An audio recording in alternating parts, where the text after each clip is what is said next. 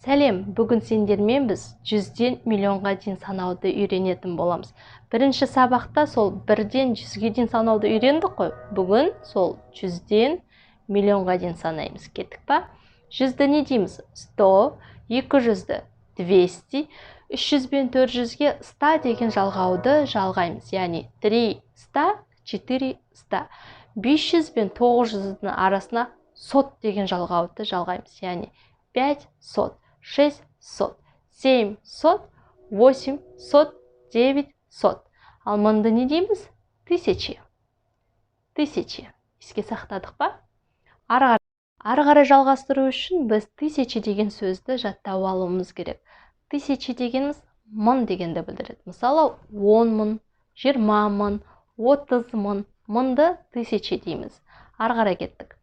Мың мен 4000 арасына 1000 деген сөзді қолданамыз. Яғни 1000, 2000, 3000, 4000. 5000 мен 9000 арасына 1000 деген сөзді қолданамыз. Яғни 5000, 6000, 7000, 8000, 9000, 10000. Түсінікті ғой, иә?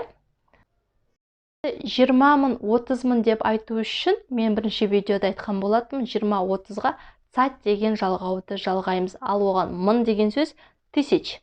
Яғни 2 цать 1000, 3 цать 1000. Түсінікті ғой, иә? 40-ты не дейміз? 40 000.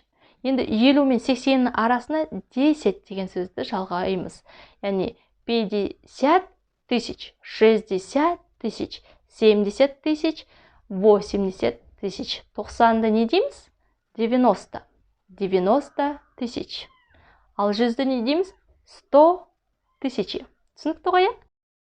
Жалпы ары қарай жалғастыру үшін біз видеоның басында айтылған нәрсенің бәрін еске түсіруіміз керек. Кеттік.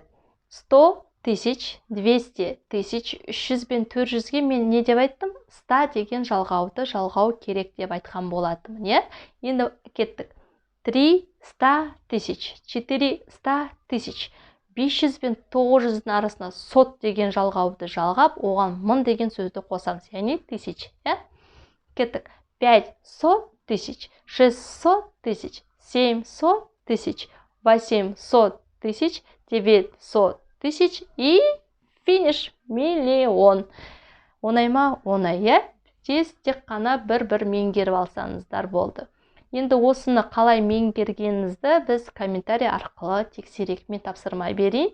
Сіздер тапсырманы комментарийді орындаңыздар, сосын көреміз қалай кім жаттап алған.